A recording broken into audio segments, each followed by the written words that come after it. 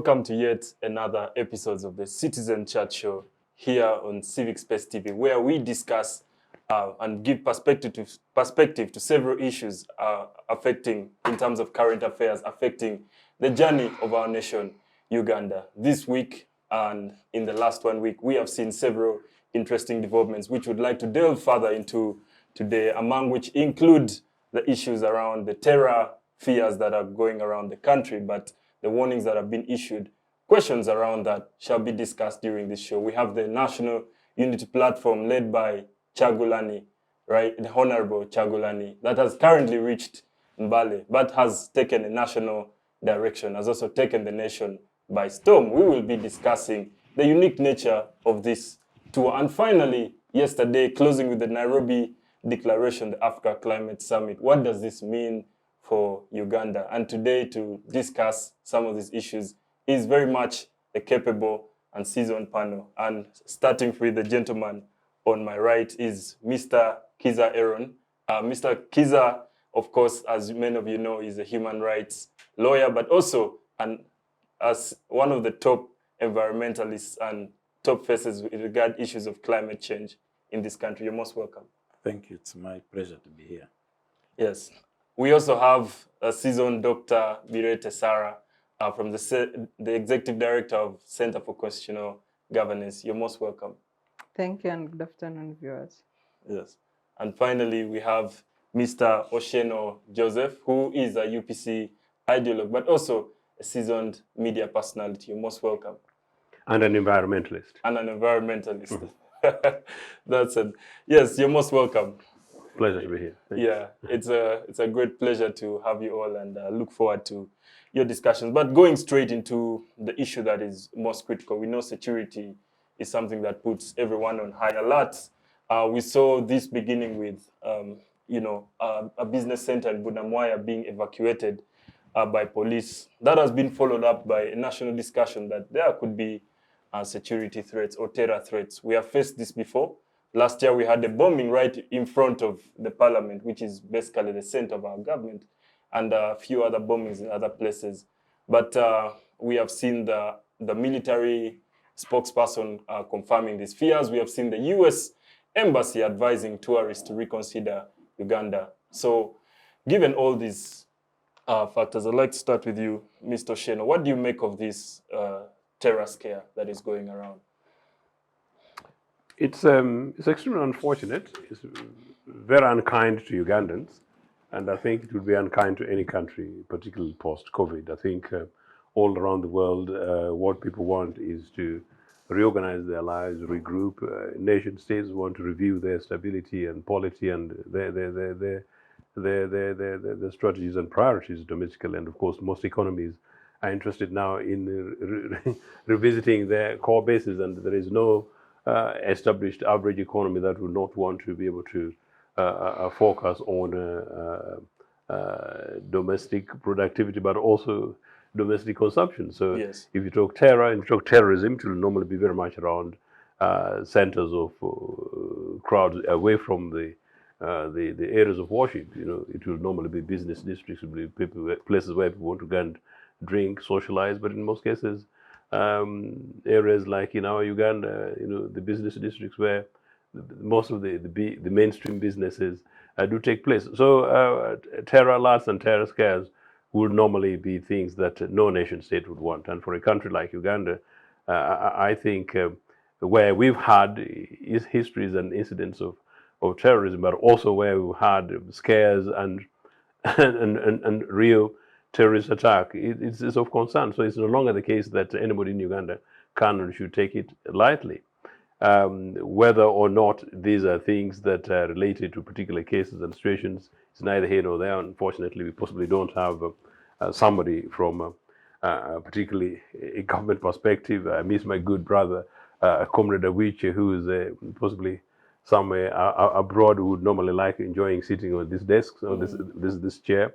Perhaps he would be giving us a very specific perspective, but Comrade Awiche is busy enjoying a foreign tour. I envy him, but I wish him well. Yes. Well, from a distance. So maybe it's very interesting what the government is going to say. One of my problems is usually when these things come, people tend to politicize them. what I would expect of governments generally is, and in this case, Ugandan government, is to tell us what their own thoughts are, basis in terms of security, basis what the intelligence is providing. Root causes of terrorism in Uganda has not really ever been discussed openly from a nationalist perspective rather than from a partisan way.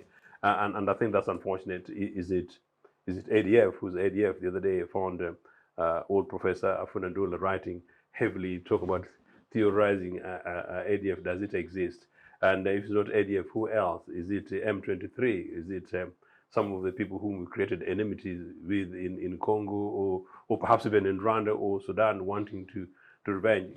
Who exactly is causing this? Is it political disaffection inside Uganda? There is a huge amount of that you'd expect, considering the fact that Mr. Museveni's legitimacy continues to be questioned. Where is it basically coming from? Or is it necessarily something opportunistic? What could also be the case that this is something that is coming all the way from the Sahel, Arab Islamic fundamentalism? I never knew that at one stage. Would think some of these other things going way back to places like Mozambique, which is which. Those would be the kind of questions that would be important for us to raise. But those are the things that government and public state security would be able to lead us into as a matter of conversation. But regardless, whatever the case, it's worrying. But then that said, of course, also we've had problems where some of these things have been raised, the terror laws have been raised, and the state have disputed, and then at the end of the day, these things have ended up happening. Recently, the last terror attack in the borders with Congo, until today, I don't know what my colleagues will have to say. I don't know whether or not we've actually established who exactly were responsible for these terror attacks. Going back, of course, then you go back to the 90s and then take you back to the 80s, and they say, well, Mr. Museveni knows how terrorist care can be.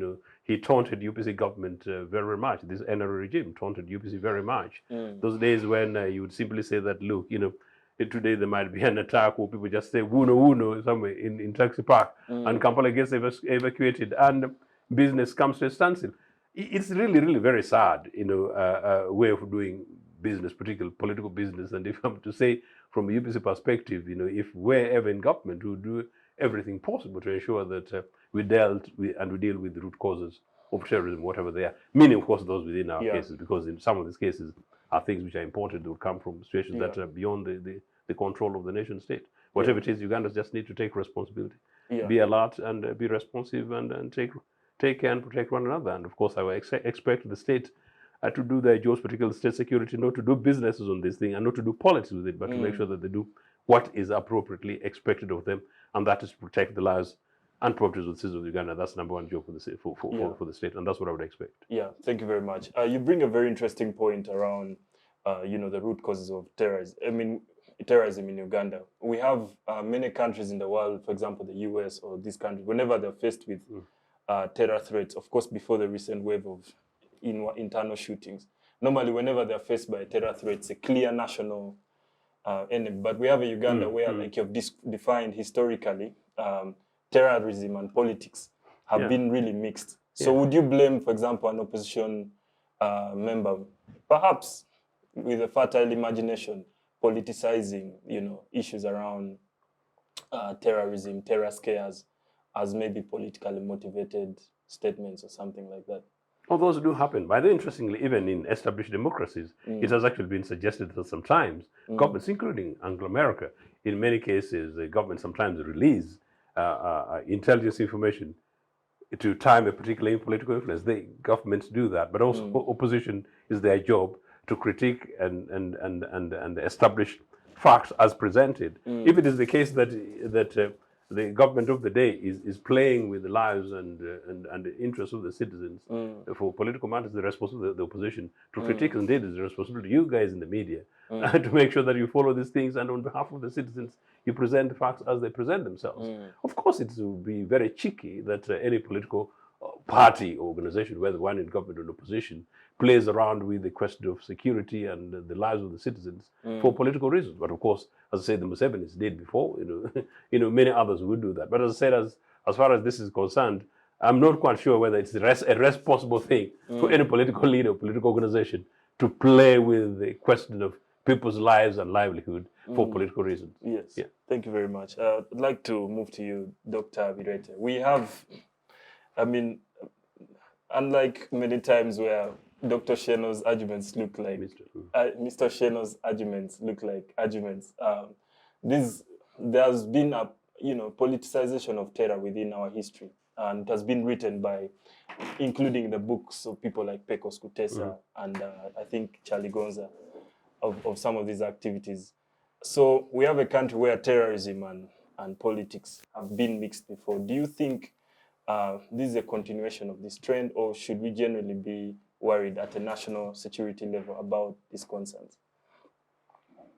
Well, I think for me, what we are experiencing is a confidence contest between, the people have largely lost trust in the government to the extent that even where information is shared in the interest of the people, many people doubt it. Public confidence. Yeah. So there also public confidence is what we are dealing with in this saga. Terror acts, usually, if you compare with the normal patterns, there are international, security groups that share terror information because it's international crime. Yes. Usually, before we've had a situation where you have even embassies issuing alerts, you have the British embassy issuing alerts, terror alerts, the US embassy, even before our government issues the alert. But this time, it's worked backwards. It is information that has been shared by our government, and I think the US government came through almost after a week after the incident at Miracle Center. Is when the US embassy issued the alert. That is unlike before. Because before you would even get information of terrorists have moved in, terrorists are in this, but this time there's nothing. Meaning that what the official communication indicates that it's an internal, locally made bombs. There is no mention of any movement. Maybe there is information they are withholding for that is still classified. But before they would bring it out. So the approach for me has changed. And given the loss of public trust, then many people are like, why the coincidence when Noob is on the mobilization tour? And going by the previous practice of even using the anti-terror law against opposition, weaponizing terrorism when it suits the government. What Mr. Ochieno was sharing also builds to that loss of confidence and it's a very disturbing situation to see a government sharing information and citizens saying you're joking. Because it means that the vigilance and the caution element is lost in this mistrust. Because how do you fight terrorism in a country? You stop public gatherings, you stop big crowds, all public places do the safety measures. But in this case where there is doubt, are the people going to do that, or they will wait to see the death happening somewhere? So I think many people are waiting to see. They are in the... It's true, life is going on normally. But yes, there is no vigilance. The people are not on alert. So the security is fighting terrorism alone. I know that also what has changed is to say we expect 6 explosives and then you identify and detonate them. It could be maybe we are perfecting our means, but the flip side could also mean something else. There's also this dimension that the president is trying not to scare or create panic within the public for purposes of economic continuity, especially in post-COVID. When it comes to national security, sovereign security, yes, Nothing else matters. Saving the lives and securing the territorial integrity is a primary role of any government worth their name. So the other reasons are secondary. Like during COVID, when the president was saying the students are going to stay, the runners are going to stay at home as long as it takes, because life is important. The same applies to terrorism. Then you cannot say that we are securing the fragile economy. Then we will not highlight the need for vigilance on the part of citizens. And maybe it's important to underscore the fact that government alone cannot promote security. Promoting security has the people in the center. So when you lose the civil-military relations, when you talk and the public doubts you, then our security is at stake as a country. Yes. I think that's interesting. You bring out, because terrorism is one of the asymmetrical forms of warfare, and it's so surgical that normally you don't realize it until it has happened or it's about to happen. And I think that's where the citizens really come out, in terms of monitoring their individual homes, institutions, businesses, among other things. Yes, but we also, as I conclude, yes, we are also coming from the, the recent attacks in Kasese, where we lost the young children of this country. And the people were doubting the vigilance of securing our borders. Yes. So also this builds into the loss of trust. Does the government have,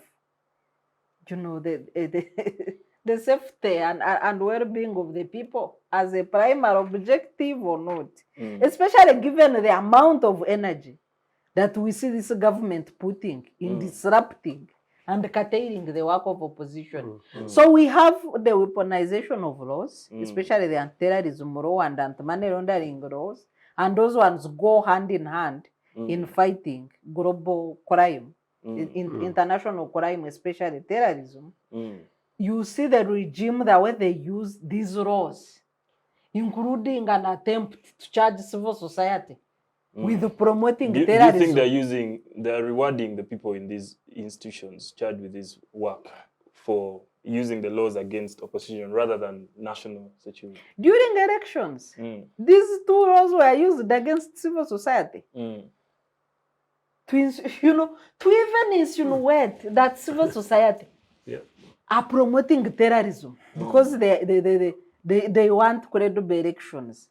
So the citizens are there watching and saying, okay, yesterday you told us civil society was financing terrorism when they were not. So should we now believe you?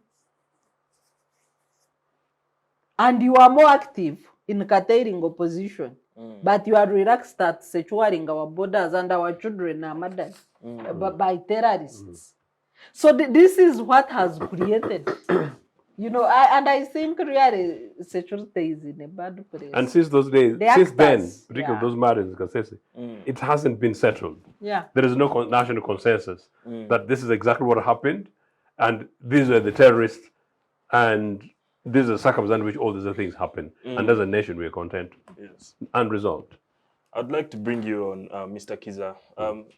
Our co-panelists do highlight that there seems to be a breakdown in civil military relations. At least that is something that is clear as per now. As further investigations into what is true or not proceed, what do you make on your own side about the terror threats that are going on around the country? Starting with the civil-military relations, once you militarize the state, including the civic aspects of the state, then you breed the mistrust or lack of public trust that they were alluding to. And that doesn't help your fight against terrorists, especially real terrorists. Again, like Ochieno said, once there is lack of transparency, you're not disclosing who the terrorist is, because terrorism has many facets. They are indigenous terrorists, they are lone wolves. It could be a lone wolf at the Rubaga. but it could be also Museveni was a terrorist at some point as a guerrilla. You know, he has a guerrilla background. I mean, even his ministers testified or how they would just kill people at night, then put on UPC uniforms and so on and so forth. So it's in public domain. And that history is also there. So it could be, are there even is there also armed opposition in Uganda that is still subterranean that we have not seen? When there is no transparency, we don't know that. And then there is a third facet of international terrorism. Not just ADF, but there could be Al-Shabaab. Some people have hit Kenya and so on and so forth. And that is amplified by the fact that we have a warmongering regime in Kampala that goes to Congo, or Somalia. If they could, they would be. In fact, there is a rumor that is even in Russia at some point that they almost went to Ukraine, but they have no capacity. I mean, if they could, they would be somewhere. They would want to be mentioned that they are one of on the sides and what. Yeah, but they don't have that capacity, so they must play the peacemaker. But anyway, Uganda's name must come out in the Ukraine Russia war. So there are many areas from which we can be. From where terrorism can originate and come here. We are either very effective or lucky that despite having the Chadondo, we have not suffered as much as we could. Because you go to these hotels, you are checked, but you don't feel like if you were a terrorist, you wouldn't get in. Let's be honest. Yeah, you don't feel, and then when you start befriending, they check by looking at you. Yes. You know what is me alone? They just you open the car, they look at you. How are you? Go. And it is even when it beeps sometimes, you proceed. Yeah, and then it is you what just say it's a phone. And if I can get a military uniform, even a camouflage, and put it on one of my chairs in front, it is even likely that I would even come and with the hazard lights on, and they will even let me in. Like, it's not scientific. However, maybe we have magical intelligence system that works behind the scene to stem this, or by God's grace, or we are something, an accident waiting to happen. Yeah, but the problem again is politicizing this. It is a problem because you are politicizing, you are endangering people's lives.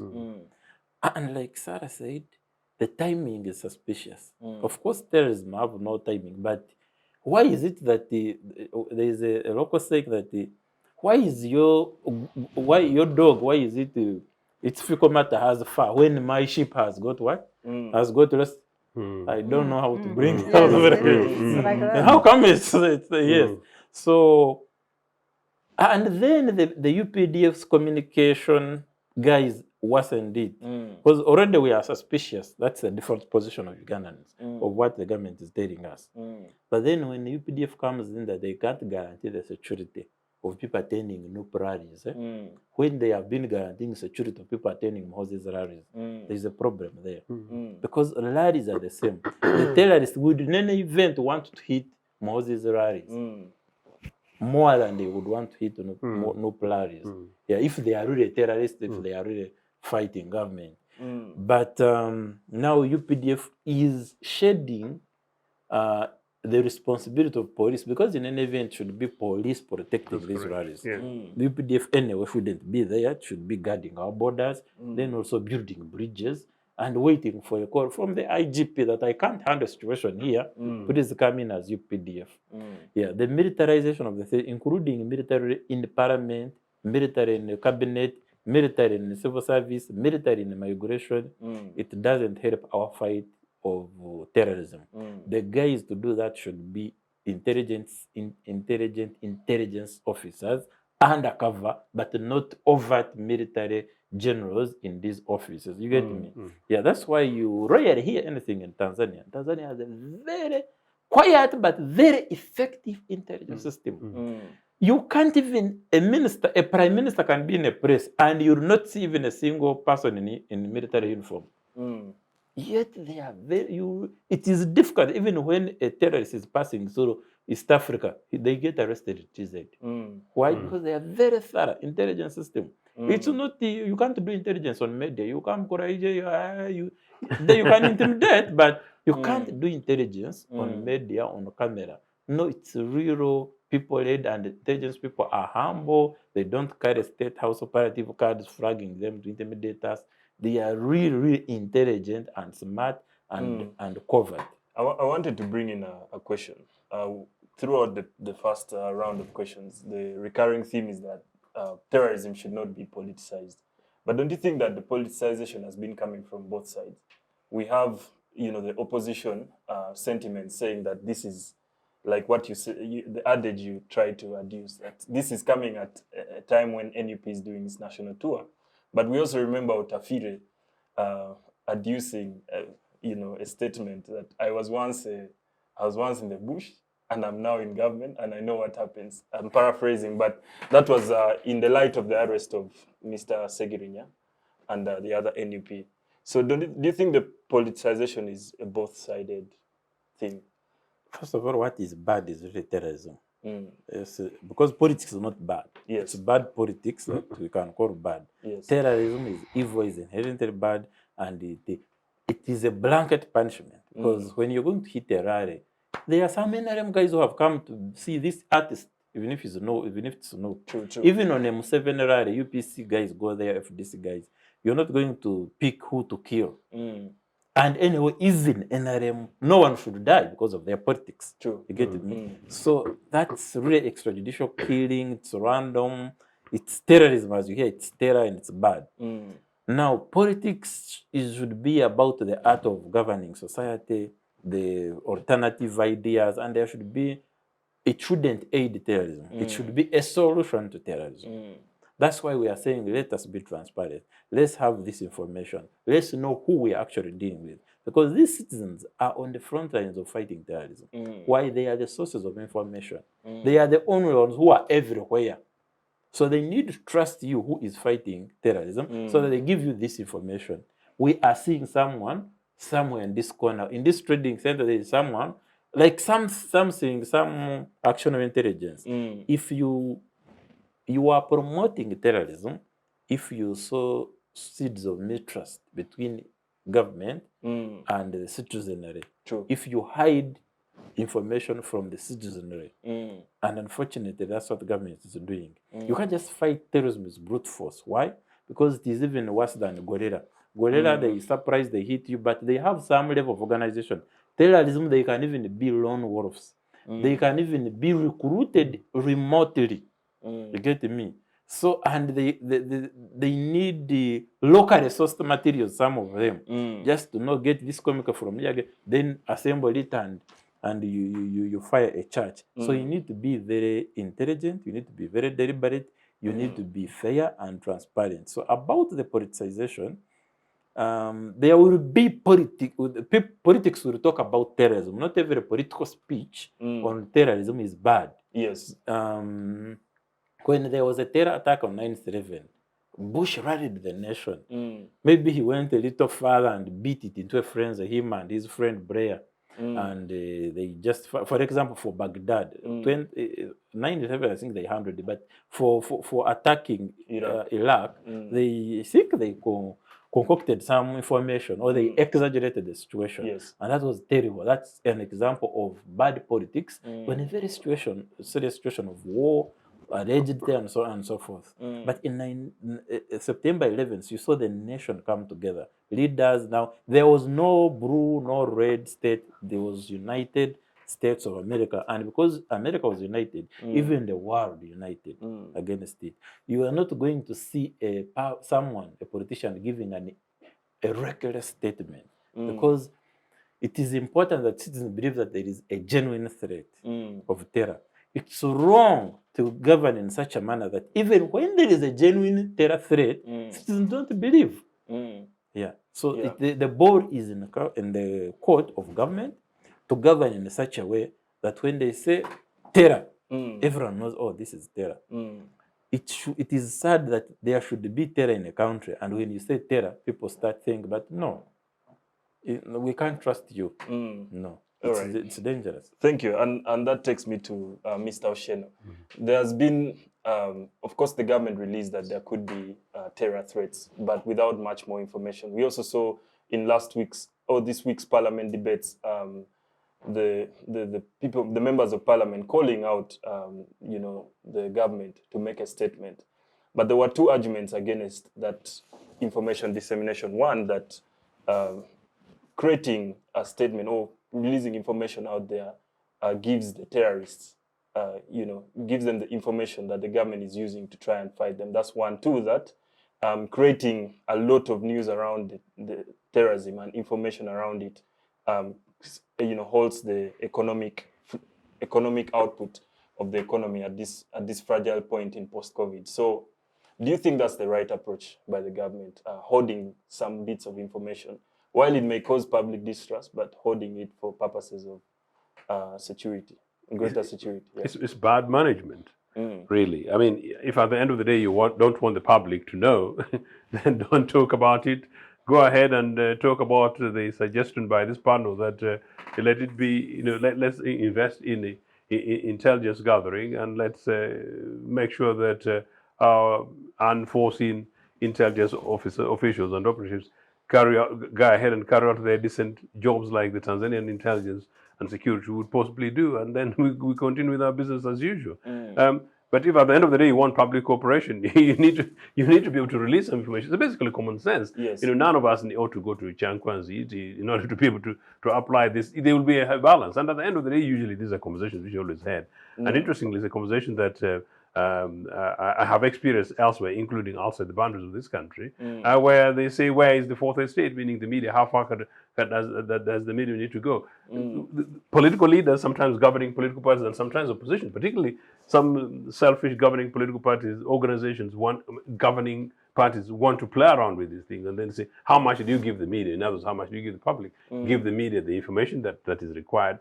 They will have a responsible editorial self-assessment and regulations to know how to present the information consumable and decent enough to the citizenry. Yes. It's quite clearly balanced. But again, on the question of whether or not some of these things are necessarily politicized from the position, I'm not quite sure what average oppositions would do about security threat, except the usual due diligence, basically to critique information and the best what is applied. If at the end of the day a Kasese happened, it's our responsibility as opposition to ask the question that the media would ask, to ask the question that ordinary citizens would have to ask, and just like to ask the question that an average NRM person, responsible, like some of the Kasese politicians themselves, NRM would ask, where was the police? What about the intelligence? Why was the response insufficient? And how much information did we know before today? Security is ideally should not be a partisan issue. National security should be something that involves all citizens. So I'm not quite sure, but it tends to be the case, yes, that in our country here, particularly because NRA came with this thing about security thing, they always find it actually very hard because for them there's actually a contradiction. You cannot say that you're the experts in protecting the state, and then the state is under threat and you failed onto it. By and large, if you look at it from the time when they came until today, what is it that they put on the table? I think the citizens have got a right to put them on the spot. The opposition have got a right to put them on the spot. In fact, if anything, as an opposition politician, I'm not quite sure whether the opposition actually puts NRM on the spot sufficiently in a very critical way, in a non-partisan in the sense of in an unfair way, but in an objective way. I don't think they actually put these NRA guys on the spot sufficiently. They don't. Yes. And at the end of the day, the person who loses is the citizen, and the person who loses are the state resources that are actually normally substantially injected in security. And in which case, we put too much resources on national security that we should not even be having this conversation about terrorism today. Thank you. Your submission leads me to Dr. Bireete, especially on the performance of the UPDF or the NRM regime in terms of security in general. Mr. Kizza stated that while we have a lot of international military adventures, it hasn't really reflected in the number of potential. The potential of terrorism that could happen as a backfire to that. We also have generally a secure country in terms of the civil situation. We don't have a protracted civil strife within the country, while there are pockets of insecurity. Do you think, to a larger extent, the security of Uganda is performing well? Well, I think Ugandans are actually peaceful people. We're good people. If Ugandans were not peaceful, the brutality, the level of brutality, vested on them by the state, they could have reacted differently. But I think Ugandans have chosen peace. We don't necessarily have, a government, to write home about, other than a selfish group of people that are determined to keep power by all means, by hook and crook. If you look at the way the state treats citizens,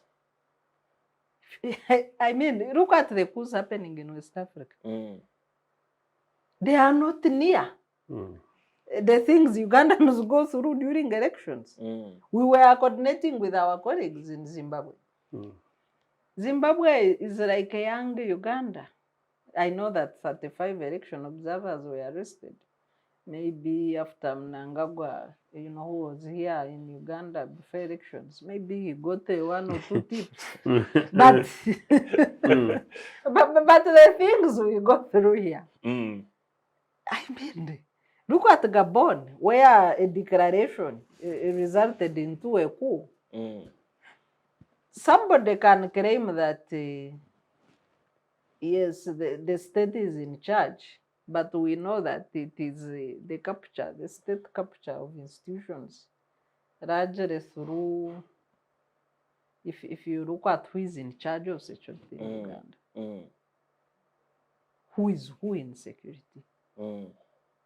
Other than having a few names throw around like General Mbadi, the CDF is in Mbadi. Yes. I don't even know how he looks like. So if you say General Mbadi comes from Kasese, who knows General Mbadi?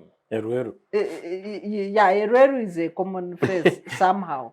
I know that you can have names to show that security is balanced. It's throw around here and there, but who is in charge of security? It is largely people from Western Uganda. No, it is a family. Yes. Correct you. Not Western Uganda. But Yes. It's a small family. Yeah, so you have that family control. That's why you see things like fighting poverty, wealth creation. Then they go under Salim Genocide. You look at now export promotion, it goes under Odrek. You go under, because what is the security architecture of a country? It is not just the armed forces. It extends. Now when you see people paying allegiance to the so-called MK, an illegal entity, MK movement, one of the NRM MPs, he was saying, that she demanded for an invitation to go to a birthday, the birthday thing that was in Entebbe. So I asked her, I said, why? I said, you see, these people, you don't want to be left out. You don't know what they are cocooning. So a whole country is into cocooning. So even when you see people lining up to take pictures, they are scared of being left out. It is not necessary that they pay allegiance. They are scared of 2 things: being left out, if there is a benefit, or being victimized. For being suspected not to be wrong. But Dr. Sarah, given the objective markers that we stated, notwithstanding a lot of those issues around the constitution in terms of members of security, just the mere fact that there's no civil strife, those that were there were largely quelled by, defeat or assimilation to the system, or we also see reduced cases of, given, for example, the adventures that Mr. Kizza talked about, how we manage Mr. Moderator, I don't want to be misunderstood. I'm not saying the people I'm talking about are not competent. But if you see, Uganda seems peaceful because of that state capture. It's not that the people are happy. Mm. Somebody can pull out the happiness indicator and say we drink. We are number 5 in drinking alcohol in the world. We are number 3. Yeah, but the happiness of Ugandans was even talked about by Churchill when he was defining Uganda as a part of Africa. It is not the creation of Museveni. So why I say Ugandans have chosen peace, it's not that they don't have problems. They have problems. If you today, if today, God forbid, and it's good that these improvised explosives are being detonated. Because if it bursts in your backyard, the way you would be treated, whether you had anything to do with it or not, you can have your whole family arrested. Families are in jail. You have a whole family arrested for not keeping security. At times you don't. So for me, it is a good thing that they are being detonated. And security is because what the people go through, the suffering, even when they are victims of some of the activities, at times you don't want even to get near such scenes. Yes. Thank you very much, Dr. Bireete. I think we have delved deeper into that discussion around terror, and I hope for our citizens out there that was fairly rich. I would like to switch up a bit. Council, there has been a nationwide tour by the National Youth Platform, starting from Western Uganda. We saw them moving all over up to Kabale, and right now in Mbale, having these rallies. It's like a fest. We see drums. Do you think this is a sign of fairly maturing democracy in Uganda, where there's freedom of assembly, expression, as per the constitution? Freedom of expression cannot be tested in a month or what. It's a lifetime endeavor. And we know that this is really unfortunate and an oddity as far as the Ugandan politics is concerned. It's an exception to the general rule that the opposition rallies will be dispersed, often violently, by the military, sometimes wearing police or plain clothes. It happens in a context where Uganda as a state is broke. Not just Ugandans, but the state, the treasury, is broke, heavily indebted, and thinking that the foreign taps of money are drying up. When you have had the unnecessary anti-girl law passed, and it's your Western backers, and to be very clear, for all his pretension, Museveni is a Western-backed dictator. Yeah, don't be misled. Yeah, he's a Western-backed dictator. But now, well, you have an unnecessary law that gets you on the wrong side of your backers. Now you don't want to add. Then you have been taken to ICC, even if it's for whatever reason your name is being mentioned there. So there are many factors around the context in which no rallies have not been. And then 2026 has not yet come. The stakes are not as high. This pretense, and it's a big pretense from the military, of trying to see how far these rallies can go, cannot last long. I have told people that I would want them to last long. I would want the status quo, because that's it. What politics should be. I campaign, you campaign, people decide. The fact that we are even debating it is a problem. This should be taken for granted in a working country. That an opposition leader is having a rally, and we are saying, why should we debate why they have not been beaten? The real debate should be when they are beaten. The fact that we are here constituting ourselves into a panel to interrogate why they're not possible reasons why Nope has not been beaten, why is a big problem, probably bigger than if they were beaten. Yeah. But the context is there is no money. The state is broke. Then their foreign backers are angry with them because of bogus law and other reasons. And the stakes are not as high as in an electoral season.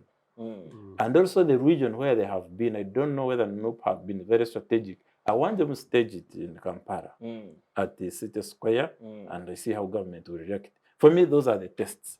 I want government to maintain this well into 2026 elections and we get done with it. We actually have a real campaign, a real context between the opposition. Until then I will see that this is pretense. There is something they are calculating. There is a loan which has been made a condition upon some democratic thing. There is something Museveni is calculating. And believe me, no one else is calculating it. Is Museveni saying that don't beat them yet. Because let me tell you, when Museveni doesn't want these people beaten, they don't get beaten. But when he wants, they get beaten. And those who are beaten, them get promoted like a Ruero. or at least they don't get held to account. So it is a simple calculation. It's a gimmick. It's pretense from the top echelons of the military elite in Uganda. It won't last long, and the test has not been faced. I want them to let rallies go in Kampala and marches of free people, and I want that to extend to 2026 election or any other serious electoral contest. And then we shall know that, lo and behold, NRM has belatedly learned that the freedom of expression can exist with them because they believe that they cannot coexist with freedom. They think they are antithetical. They are a military force and not a professional military, a guerrilla force. You get me? That's why the family at the top of it has captured and killed all state institutions and populated them with guerrillas. In migration, it's only judiciary which has not been populated by guerrillas, but again has been populated by lawyers who are sycophantic to the military elite, to the whims and wishes. So much so that there are some judges who, even without a phone call, before they make a decision, they say, what would Museveni think in this situation? Then the judgment is given. Yeah. Well, thank you very much. And you enlighten us in a way that it's almost embarrassing that we are sitting here asking ourselves why the rallies are going on without. But I'd like to bring you. Why isn't Bobi Wine being Can you imagine?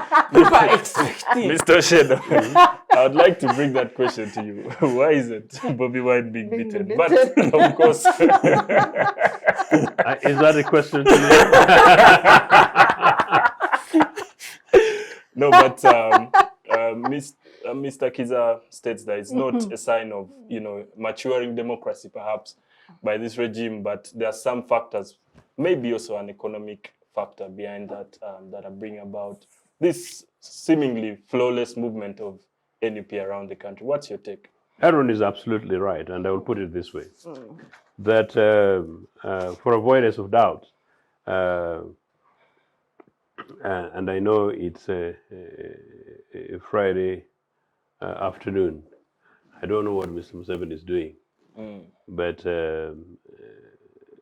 let him tell you that in 1979-80, yeah, Mr. Museveni had free election campaigns across the country wherever he could afford. He was such a little political organization called the UPM. Yes. But he managed to go around. The boring one that they had in Nagongera saw 3 people, one Oraj plus 2 others seated on a Sunday at the veranda of a nice Nagongera trading center, small township, which is now full of dust. Nagongera is destroyed by this case. So they were there. So they were never stopped. And Mr. Museveni, even Utapere will not tell you between 1979 and 80, any rally of NRA, NRM, AKA, UPM at the time, which was stopped anywhere. But it couldn't be stopped because Mr. Museveni was vice chairman of the military commission and a powerful minister of defense. Same with any other political party. In fact, Mr. Museveni is so lucky that I attended his rally in Mwiri in 1980. I attended Mr. Museveni's rally as a student. Mr. Museveni came with some very mean-looking kadogos, ironically, unlike Paul Semogere and unlike Dr. Bote. Dr. Bote had a bigger convoy of security around him. But they're not mean-looking guys like Mr. Museveni's young ones at the time. Actually that's another very interesting thing. Mr. Museveni's guys of 1980 at Mwiri stopped some of the young guys who were getting exchange students reaching his missile defense Mercedes-Benz, But guys played around Dr. Rugunda's Mercedes-Benz, OB, Minister of Health. That's interesting stuff. Rugunda was with Rugunda was with Museveni. Yeah, he was actually Secretary General, I think, was he? But he was actually vice chairperson. Dr. Rugunda was with him. So they came to Miri. I thought Rugunda was in APC. No, 1980. He had crossed 3 p.m. So he was with him formally as part of campaign. And Rugunda was substantially welcomed as part of that delegation in Miri. And boys were pushing him, OB, things like that. And Dr. Rugunda, in his nice counter suit, decent guy, He was very formal, very modest. And since we're talking politics, there's a message to people in politics, political leaders. It's actually nice to be nice and see and then make your points without necessarily throwing stones at opposition rallies, as Eron is saying. You'll get voters without throwing dubious things like sometimes these NR guys do. So that happened. Now, from 1980 to 85, there was no DP rally, which was stopped. And at the time we knew DP was in parliament, but DP also had some legs with Mr. Museveni in the bush. But there was no DP rally, no opposition leader who was necessarily harassed. So the point is this, that Ugandans now find it unusual that a senior opposition leader is going around the country for a rally and people not whipping him. No, it's not news at all. It's an average normalcy of mini relief. So as Kizza is saying, we hope that Mr. Museveni has listened to us. We hope he's got embarrassed enough. We hope he's under pressure enough from his founders and makers in Anglo-America West that he should ever behave. Because really, young Ugandans are tired, of being whipped and beaten. All that young Ugandans want, particularly predominantly young Ugandans, is to listen to Chagulanyi's alternative to Ochieno's program and agenda. All they want is Chagulanyi's alternative to, or his perspective to that versus my good brother, Gregory Mugisha Muntu's. All that they want to hear is Dr. Kizza Besigye's revived way alternative view to what NRM is going to present. And that young Ugandans predominantly, but young Ugandans predominantly go ahead and make their views and opinions. We want young Ugandans to join political parties. We want young Ugandans to get in the political process, particularly young, beautiful Ugandans, particularly young girls in Uganda. They don't like violence. They don't like heavy languages. They don't like, they want to leave their parents' home and then return. They want to come and tell their moms and dads. Rallies and Ochieno and Kizza were telling us this funny thing. It was a nice joke. We met our role model, Sarah. Sarah, once in a while, I get private staff, young girls who looking up to her. She's good on television. She's focused. She's got her facts and figures. We like the way she, things like that. This is what young Ugandans want. Which political party again does she belong to, whatever, or what basically she's saying. That's what young Ugandans want. And particularly after 40 years, and particularly looking at the bongos, no, that's what young Ugandans want. Young Ugandans want to be given an opportunity for a conversation like this to be one in which the four of us are.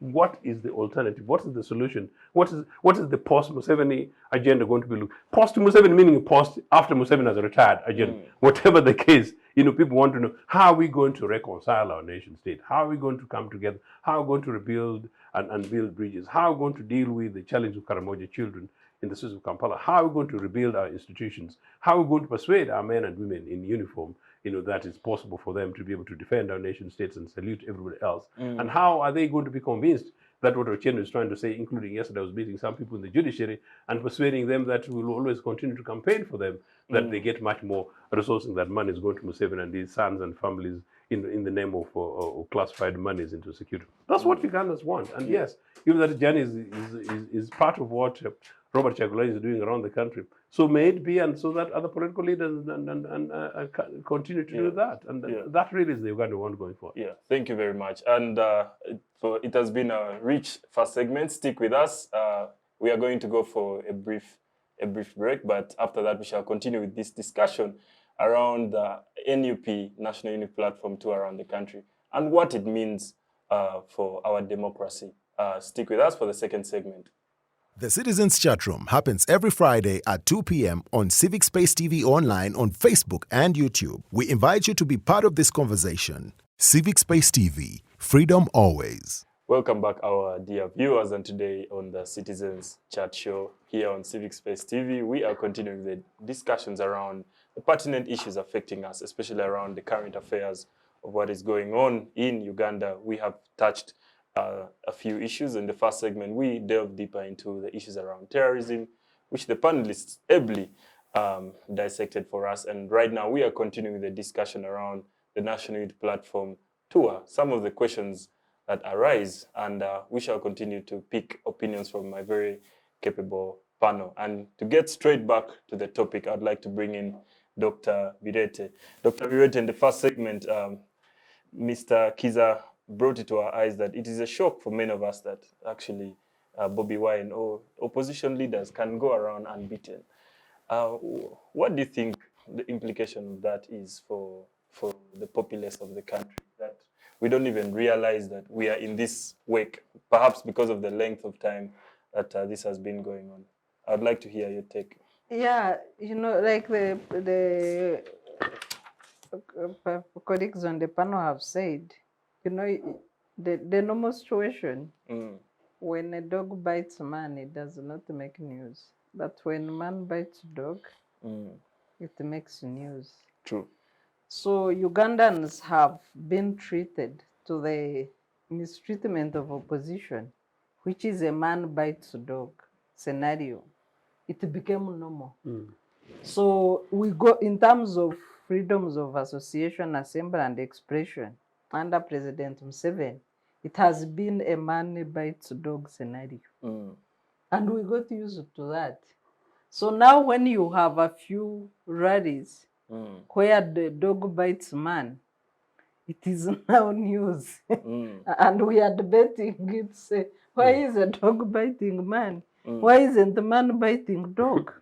So I think President Museveni and his government should be embarrassed of their conduct to, you know, to deny Ugandans of their inherent rights to assemble, associate, and express themselves freely since they came to power. Because I've not seen in my lifetime, I've not seen. Can you imagine? Seriously? Yes. I've not seen a peaceful rally with such numbers like Bobi Wine. I'm seeing it for the first time.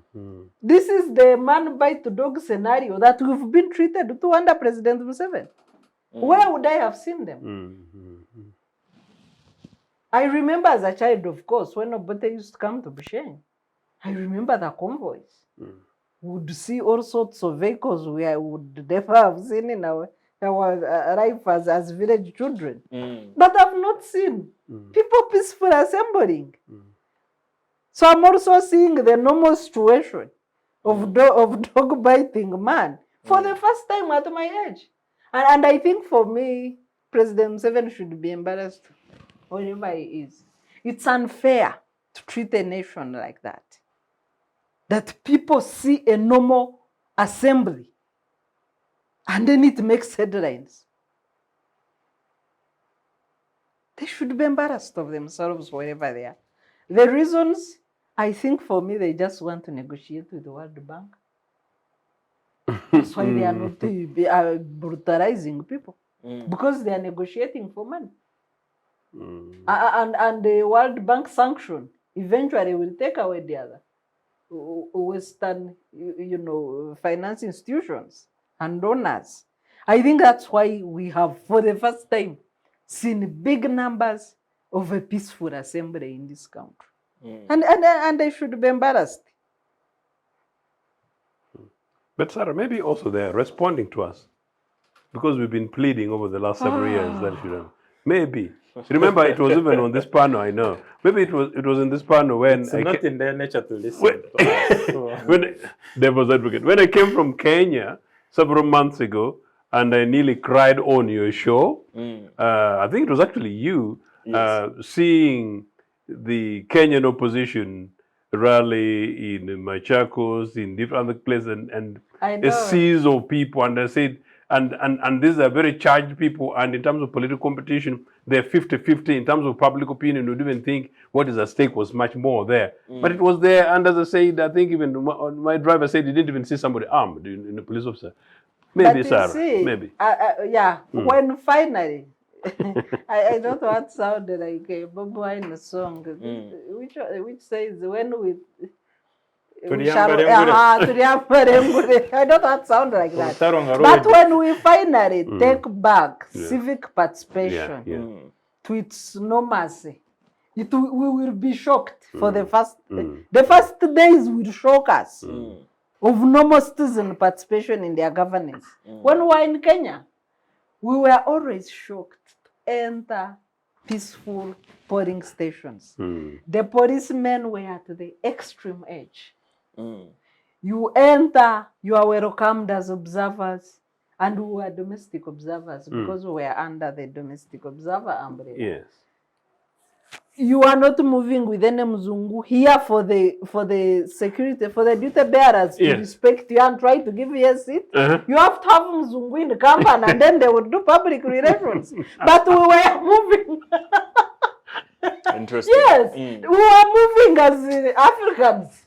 But we would You're changing my mood, sir. No, I know, but that's why I'm saying that the normal situation in this country will first shock us. The way the Bobi Wine rallies are shocking us and making headlines. Because we are used to the abnormal when it comes to citizen participation in their governance. So we would enter, then you see everybody treating you like a VIP, giving you a seat, giving you information, volunteering to take you through what an observer should see. Here, we were arrested for observing our elections. Arrested for observing elections we are created to do. The way people are treated. You go to vote, you are beaten. You might never come home if you support opposition. Young boys with berets. Some of them have never been seen. So why can't a normal situation shock us? It will shock us. It will. The first year of normal governance in this country would shock us because of brutality that we are witnessing. Interesting. Yeah, I would like to... Can I actually tell as a matter of interest? Sure. Sarah and I, coincidentally, know that we partnered during the last elections, failed, and for me, I failed for the first time to transmit basically an analysis, a comment analysis for an international television network. Leading to that election. And for the first time, I found myself at my home and I was feeling actually quite scared. Sarah had a similar experience, a different global network. Wow. So for me, I was moving in my car. I had, they refused the accreditation of legal aid service providers. So we got some jackets. We just moved in as lawyers and got jackets, but I saw someone following me. He was a policeman, I knew him, so he was coming, he slowed down, he saw me. He thought I was not seeing. When I looked at him, he drove. That thing, and I was driving to Mitiana. So I had to think twice about it. Like, this is a state operative. I know him. I meet him in the cafes, and he's here watching me, watching them. Yeah. Wow. Yeah, so that scare, that it was not isolated. And there was no one who was not an NRM cadre that was not scared if they were trying to participate or to closely follow the participation of the people. Yes. Councillor Kizza. Olaa, yes. That was an election. Not a war, not an attempted coup, merely an election. Yes. Not a terror threat. It was a very interesting discussion, and I think, like Dr. Sarah said, what was up is down, and what is down is up. And the background of that election is that the leading opposition leader was not allowed to campaign in his stronghold. As soon as it got close to rallies were banned. They were completely banned. By Electoral Commission. Yes, this is 2021. Is that why you're looking forward to seeing Robert in town? Exactly. I've not seen Robert campaign in Kampala. Mr. Kizza, you brought about some hypothesis of why this could be the case, but you also left it open that maybe, given some time, this could be a changing NRM regime. No, it But didn't. NRM is not changing. It just has to be overwhelmed or forced away. But the idea, like, if they were going to change, they wouldn't have obliterated our constitution. Every constitutional safeguard has been knocked off. So their DNA is of continuing intoxication. I wanted to bring in with power. A little bit of international perspective, but from an African region level. Could it also be the case that our government is witnessing what is happening in West Africa? It's something that we have skipped largely in this discussion. No. We have seen Ali Bongo, 40 years, a family 56 years in power, you know, making that statement, asking people to make noise. We have seen, you know, several leaders that have taken over. Do you think there's also that impact? Please make some noise after silencing everybody. Start with the noise. Us in the human rights law, civil society, social justice, we are called noisemakers. Make some noise, really. And often, our noise is stigmatized. Our advocacy is broad noise. Those are noisemakers.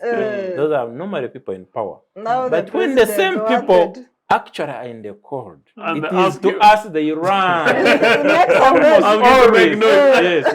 So suddenly, when the tables turn, noise is no longer a problem. It is touted as an antidote to dictatorship, to a military overthrow. So noise is very interesting. But in life, there is a useful noise. The noise we make is useful, is environmental, and we always need it, especially the downtrodden, the ordinary people, the people they call Wanjuki in Kenya, the Wananchi here. We need noise. We need noise because advocacy is about making noise. Careers depend on noise. Journalists, they have to make noise on our behalf. Pastors must make noise about some things. So noise is not always bad. It sometimes can be joyful noise, as the Bible extols. Or you also know the other kind of joyful noise that I don't want to mention here. So we should stop stigmatizing noise. We should embrace it and make sure that it is constructive, it is developmental. But what we're asking again? No, I was asking, do you think the government is perhaps learning from some of the occurrences in West Africa? The government doesn't learn. We have a guerrilla caste in charge of Uganda. They are military dictators. Their solutions are military. That is why, even during COVID, they closed the medical schools and unleashed the military on a virus. If you see someone unleashing the military on a virus, an antigen, a pathogen, you get me? Don't expect him to start learning how to treat people severely. It's only by force, by being overrun, by conditions, by being broke.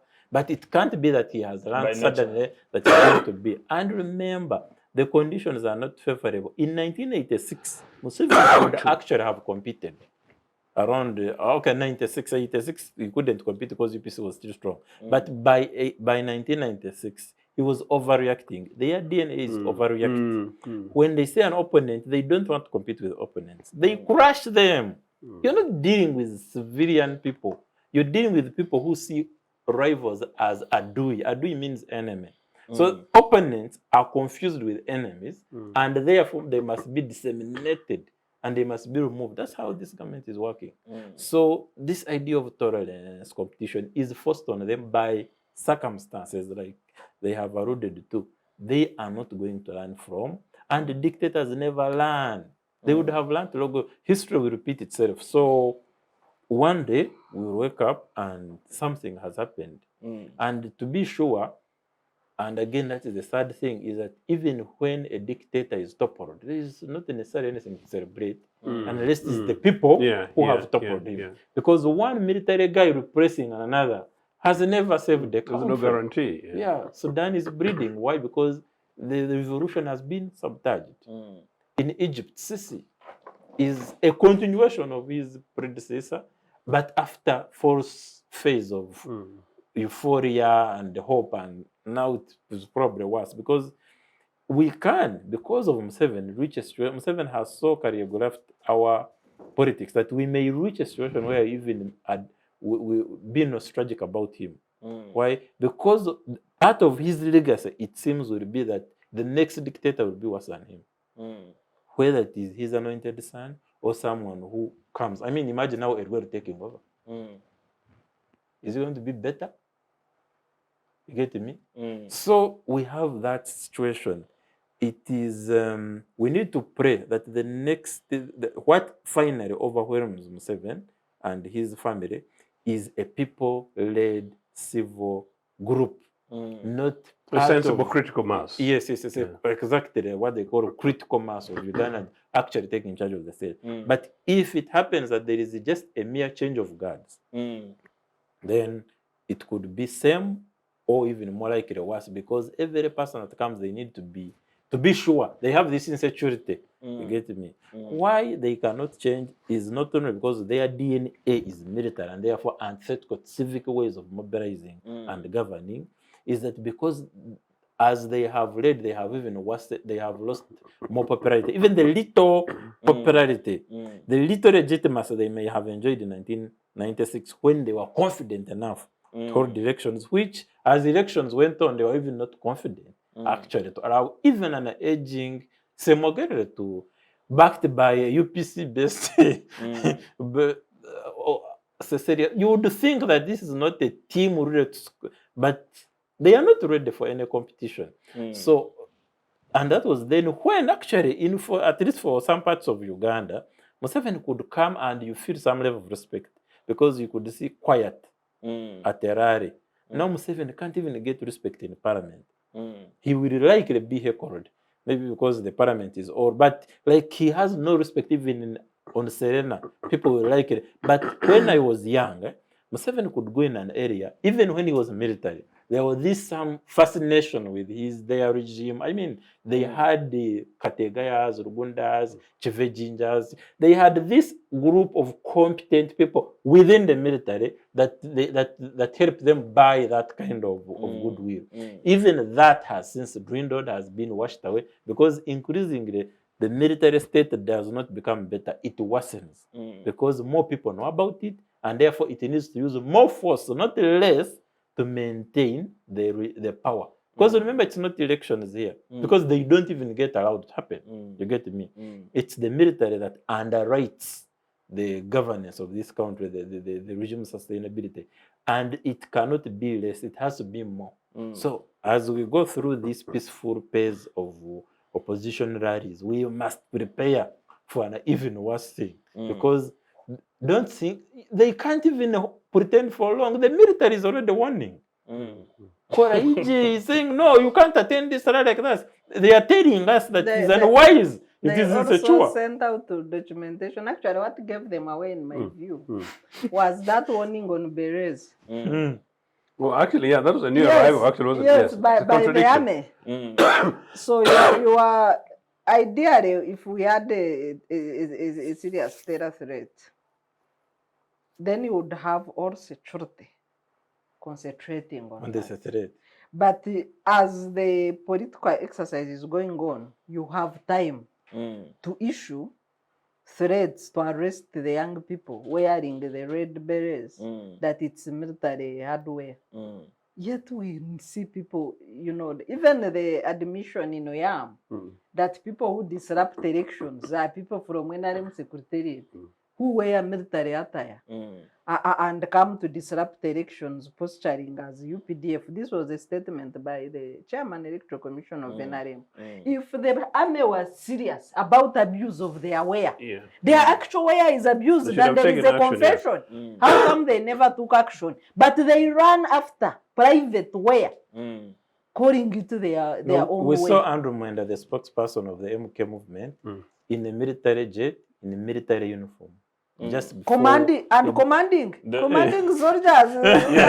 and giving orders. That is abuse of military wear that the UPDF should fight. There was a defense from Mwenda that popular armies generally have funds who normally. So then why do they arrest the But the people biggest power? problem there Even is that, with these things that don't belong to the military. is that you are securitizing a non-security issue. Why do they see nope? Why is the military even interested? They should leave it to ideologues, the opposites of him at Chadondo. The military should not get excited about our politics. They should watch and make sure that we don't get attacked by Chigari, Kinshasa, Nairobi, or what. But and also build bridges, development. But this thing of being excited, excited over what Bobi Wine has said, Vesja has said, is not for a professional military. They are dragging themselves into politics. They are wrongly categorizing NUP as a security threat. So why really are they categorizing NUP as a security threat? Because we know the Bireete are the insignia of NUP. They went ahead when the young man had started campaigning, and they trademark it. They did some illegal mechanics. And so they also, UPDF has a kind of Bireete which resembles, gazetted in some gazette.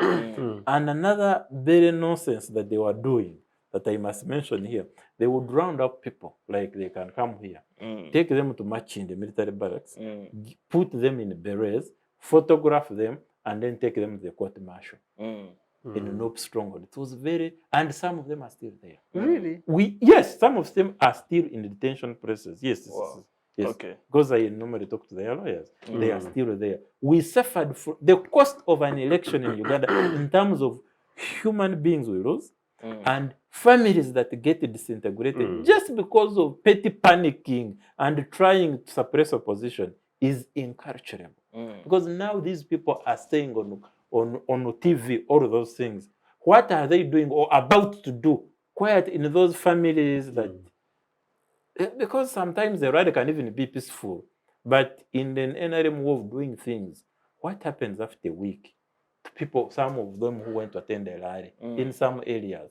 Why do you think that some people would not attend a VSJ rally in areas like Churuhura? They fear. There is an area where we would fear. Me, I have ever been threatened for wearing an FDC t-shirt. When I was at campus, someone tried to scare me. I refused, I resisted, but it was me. I was a university student. I was a rose. Like, my awareness is not for an average guy on the street. So if even me, there can be an attempt to suppress me for wearing an opposition t-shirt, then what were they doing to other youth in the village? So it's wrong for the military to categorize political opponents of a government in power as a security threat. It's wrong. And it shows you that you're not doing the right thing and that we are spending money on the wrong causes. Yes. Thank you very much, Council Kizza, there, for informing especially our citizens on some of these core aspects, especially given your unique experience on both sides, I would say. But I'd like to bring in Mr. Ochieno. Do you worry that maybe Ugandans are a bit prone to these violent regimes? We have had 36 years of the NRA regime, and I believe that means everybody born in that time and slightly before has only known this, this regime and its methods of operation. Do you worry that because to demand for something, you need to know it? Do you worry that there's even that lack of imagination for what is right, especially among the younger Ugandans? There's no justification. I worry because of the extent of threat, extent of propaganda, extent of scare, and the methods and the extreme methods that NRA uses that Eron is talking about. Yes. I worry about those. But I'm also beginning to worry slightly more about my political class and the political elite and those of us of this category who, instead of being the three of us, think that this is uncool. The guys who are on the fence in Kampala and many of these major towns who think that because they can take their children successfully to private schools around town, whatever we're talking, irrelevant. And because some of them are cushioned either by their girlfriends or proximity to friends or boyfriends in town in positions, it's okay. Or because some of them have got access to commissioners or for police and others that can make phone calls and they stop at particular roadblocks, it's okay. I worry that those are the people who are increasingly, to me, and beginning to complain, are the bigger burden. And I worry because those are the people whom, many of the young people, some of whom look up to Sarah, when they begin their equivalents, look up to some of our equivalents, and we're not providing them with that confidence and guaranteeing the sense of direction, we are basically breaking our nation state. You yourself, you're right to talk about some of these other things that earlier, as we're chatting, or that look, we don't know anything beyond whatever's going on. But no, I think today with the 24-hour television, today with the social media and profilation, today with the information at the press of a button, it's no longer an excuse for anybody who's 20 to say that they don't know anything else, they don't know anything more. True. We've told you, I was just told this program that there was tarmac in Nagongera when I was growing up, and there's no tarmac today.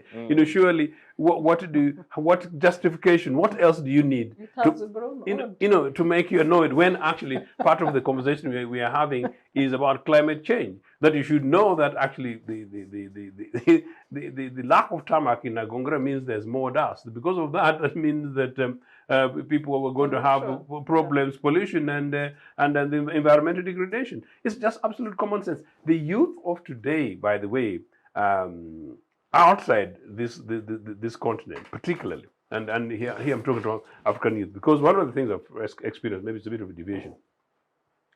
In the course of my activism outside Africa, I have tended to find young Caucasian youth more open-minded and progressive yes. than their elders. I have also gone around. Did you say Caucasian? White. Yes. I have also found this, that I've gone through around universities, particularly in Europe, in campaigns, conversations, debates, and I've tended to find African students, this is a direct challenge, and with evidence, because I can back it and I've been there, tend to be less interested on Africanist issues, on human rights issues, sometimes even on issues of immigration being discussed there in some of those campuses, which directly affect their own visas and access to some of those countries. So I think young African youth need to wake up. We need to wake up, they need to wake up and take responsibility and reclaim the ownership of African nation states. So back really to the situation in Uganda, I don't see how somebody being 25 should justify their being indifferent to the fact that they're being taken for granted, their rights, basic rights are being abused. Perhaps the conditions have demoralized. Sorry? Perhaps the issue is demoralization, rather than it's the lack of interest. No, it's the more reason why they should be much more annoyed. For me, when I was at high school, I was as well as primary school, I was concerned about Soweto uprising, and I had solidarity with them. As well as secondary school, I had taken a position on the campaigns around Southern Africa. As well as secondary school, we had taken positions that we wanted democracy in this country. That's how we went to the Museveni Deep rallies, the Samugiri rallies, and the Water rallies. And we already had informed minds. Those are as high school, and as well as the time we're younger students in universities, we had a view about access to resources, access to public services, rights and responsibilities in terms of governments, comparison between the mean and previous governments, and what kind of governments that we wanted for the future, and where we needed to be. What tends to interest our African youth? Because in the diaspora, because in Uganda here, it's Nyege Nyege, Nyash Festival, Sinde, and what? I mean, the majority, not all youth. They seem to have more pull on our young people than really like a Ukraine-Russia war, like a climate crisis. If you've seen it, maybe we need to come back to this as a topic, but it's an important topic. There's an element of that, but also there is a cultural thing as Africans that we have been we very easily outsource our responsibilities. It's not surprising that today, without prejudice, a young average Ugandan does not ask why the richest person in Kampala is not necessarily Ugandan, but possibly some Asian. Why perhaps some average engineer with 10 years experience does not demand that they should be taking they should be having ownership in a consortia, for an oil contract rather than a pineti. These are nationalist conversations we need to be able to have linked to some of these other things in democracy. But I was actually pushing that because part of the problem is what Eron talked about, how the state has managed to scare people. This lope of if you do this, you'll be at risk. Meaning the politics of fear in Uganda. Many young people, a very critical number, of young people, are trying to keep away from politics, you know, and political activism, which includes environmental issues, so that we cannot be petty party politics simply because they fear repercussions from the state. These are the things that we need to be able to take. Number two, there's many young people who are being bought by people in politics. I have this experience in some of my communities, I don't want to make references, where some of these few individuals in NRA using money use politics of patronage and money to buy of some, even some of our own supporters, to buy some of these other people with money to keep quiet, you know. Now, where then are our political elites where we bring ourselves? What about those of us who are 10 years experience into legal practice, and so therefore we can afford our rent, we can afford our fuel, and so therefore we can afford to say no to a persuasion of money for a drink at a club, or perhaps airtime for the weekend. So I'm simply saying, no, we need to wake up. I don't know how else I can say within this short period of time, you know. All I can simply say is that, no, there's a cultural question. I think people have been beaten so much. I can see sometimes an element of activism campaign, fatigue, where some people have been around some of these things too much. So there are some of the people who are saying that, well, let me now also eat the little bit that I can. I also know some people who now have started outsourcing responsibility to Jesus, saying that they want to wait for Mr. Museveni's time to come, but based on the determination of Jesus. The other day I was challenging some reasonably sensible intellectual who tried to talk about, oh, leadership is granted by God, and they was trying to invoke the Bible. From them I was sensing a sense of defeatism, and for the elder that the person was, I simply said, no, I did not agree with them, and I thought actually they were giving, in fact, I responded to them, they're giving a very dangerous narrative considering what their position in society was. The person sent me a WhatsApp message 22 minutes later, apologizing. Yeah, thank you very much. And yeah, it is indeed interesting mindset issue there that we could take another whole day discussing perhaps what it means for now and even for the future. I would like to switch the discussion a bit, and I would like to start with my brother here, Council Kizza. You're an ardent environmentalist, and this is perhaps one of the issues of the time, nationally, regionally, and globally. Last week we had a perhaps historical, we could argue otherwise or not, but a historical event in Nairobi, the Africa Climate Summit, that has been touted for a while and by many critics largely successful. We saw yesterday the Nairobi Declaration being released. We saw basically asking issues around climate justice and trying to tackle issues around climate justice. But for our citizen viewers out there, could you please shed more light on what happened at this, summit and what it means for the Ugandan out there? Well, the climate emergency or climate change generally is the greatest threat to life on Earth right now, formally recognized. It's not even war, it's not even poverty. And I use the word emergency deliberately because the disasters, the climatic disasters, the switches in weather patterns have started manifesting themselves in a way that the local people can understand, although they have been gradually unfolding because of unsustainable consumption of the human race. So if you see floods hitting parts of Congo, Rwanda, and Chigezi, Kasese, and so on and so forth, if you saw the hunger in the Horn of Africa, but also capturing a bit of Karamoja that has been enduring, that's because of the way we have been unsustainably consuming and pumping pollutants called from fossil fuels. That's mostly coal, gas, and oil, and resulting in a greenhouse effect. The blanketing of that pollution in the atmosphere that causes heating on the ground because the sun's rays are not able to be reflected back in the space. Yeah, a very difficult breakdown. But for governance of that climate change, there is a process whereby countries across the world meet every year called COPs, Conference of the Parties. The parties are countries. So it happened last year in Egypt, in Sharm el-Sheikh, and it's going to happen in Dubai, I think, this year. And before it happens, that global event, there are what they call regional conferences organized again under the auspices of UN. So there is an African one, an Asian one, a European one, and so on and so forth. This one was close at home, Nairobi, so many Ugandans were there. And because the climate change has now become a climate emergency, the issues around climate are picking more steam and more attention from even politicians, although reluctantly. Initially, politicians were more interested in votes, the next election, rather than the next decade, rather than our future, which is what climate change really deals with. For you to be real concerned, you need to be able to look beyond tomorrow. You need to think children, in fact, more appropriate to grandchildren, and know that if I'm starting to feel Kampala hotter than usual. You can even feel it in the July was the hottest month on record.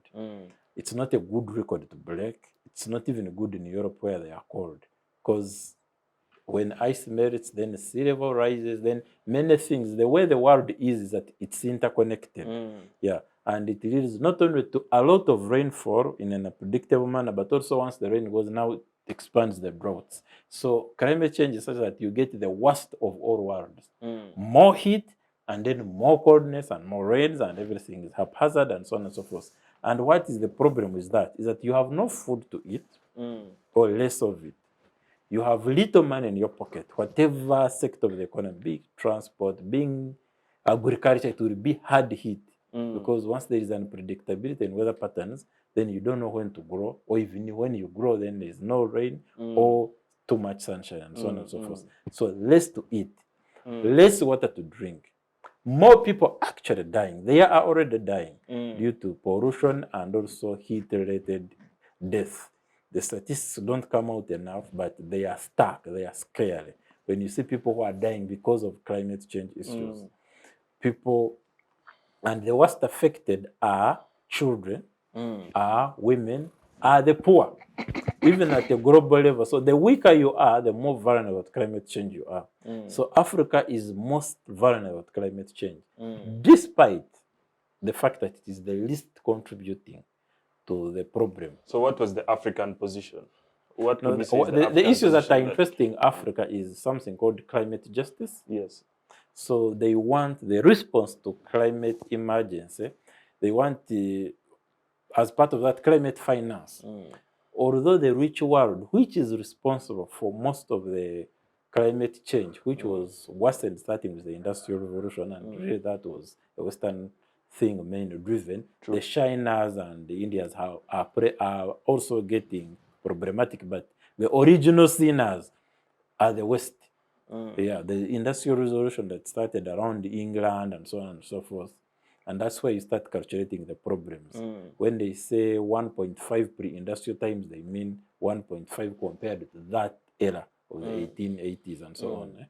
So Africa wants the people who have caused the worst, who have made the most contribution to this climate problem we have, to pay up, to basically take the biggest burden of contributing monetary and other solutions. They are not willing. Okay, they don't say they are not willing, but they promise money and they don't give it. Instead, they are further enslaving Africans into debts. Even the little climate finance that's available to help Africa cope up what they call adaptation or even mitigate, prevent, is in most of it is debts. Few of them are no strings attached grants. So Africa wants money because this crisis calls for money, and because Africa is already weak and indebted, it suffers most because it's not able to cope. So it needs a helping hand. But it should not be helped as if it is aid. No, it wants it as a matter of entitlement because they didn't cause this problem. It's a global problem that comes from initially the West and also now being also worsened by the developing. When we say developing, we are not meaning Uganda. We mean countries like China, India. It's a very interesting language, but the West is developed, then India, China, and other Asian giants are developing because they have not reached, at least the common citizen has not reached the level of welfare of the Western elite. And everyone who has been trying to develop has been causing a climatic disaster because the consumption is high and the consumption needs energy. And the energy we have been using is wrong. It is coal, oil, and gas. These are, they bring a lot of pollution called carbon dioxide, methane, nitrogen oxide, and something called fluorocarbons, which I don't want to get into, but just know that they pollute the atmosphere, and that pollution creates a blanket. And that blanket interferes with the natural system of once sun rays come from the sun, they go back. Now, once they come, the heat comes from the sun, because of the pollution, it gets trapped. And once it gets trapped, that is the danger we have. People die, lakes like Chad continue drying up, glaciers at the Kilimanjaro will be no more. If so, even senior journalist Bobi is taking interest in this climate, reporting from the Climate Week. So many problems that the devastation is on our lives, on our food, on our water, on our territories, on our economies, even on our security. Here, our security is wrongly categorizing opposition as a security issue, but they have failed to actually see that one of the biggest security issues is weather patterns. True. Yes. So we're going to have climate migrants, either from here to other areas or from other areas to here, because Uganda, I have traveled a little bit, but even in the neighborhood, we have the best food in terms of variety and taste, and also in terms of soil. So we could face a crisis of an influx of people. We already, of course, are a hospitable country, but for how long shall we handle that? But mostly you shall have more people dying trying to reach Europe. Yes. Just because of climate change. So whatever problem you see in our countries, it is going to get worse. Not only because of bad governance, but also because of climate change. And because most of these countries are even poorly governed, they are not equipped to solve a big problem, like countries which can't solve simple problems, like citizens who don't think like them, are certainly not equipped to solve strategic problems of which are science-driven. Thank you, climate Council. change. For that rich introduction to this. Much as we are coming to the end of our show, it's a very important topic. But I would like to bring in Dr. Bireete, especially on the issue around just transition. When in June, I happened to be in Bonn, in Germany, for the UN framework meeting on climate change. And I realized very quickly that Uganda is actually, if not the epitome of this just transition issue internationally, best of EACOP.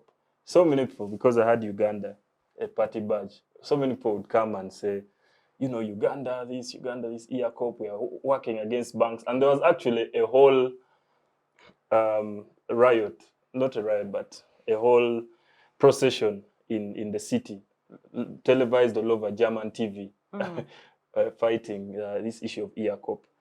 What was your take on the EACOP and issues around just transition that we are also developing?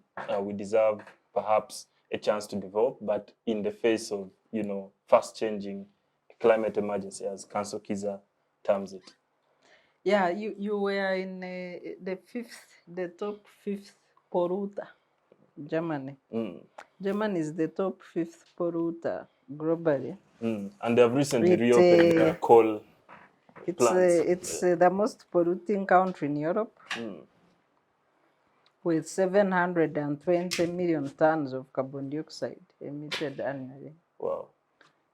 When on the chart for most polluters, it's followed by Iran, which is responsible for pumping 780 million tons of carbon dioxide into the atmosphere.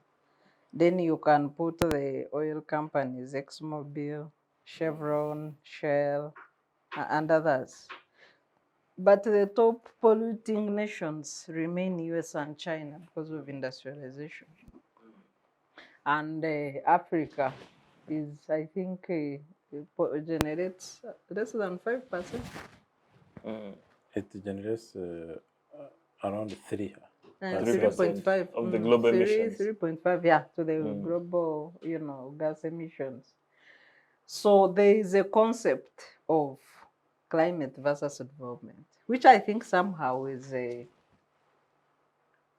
diversionary in a bit, the way it's being advanced.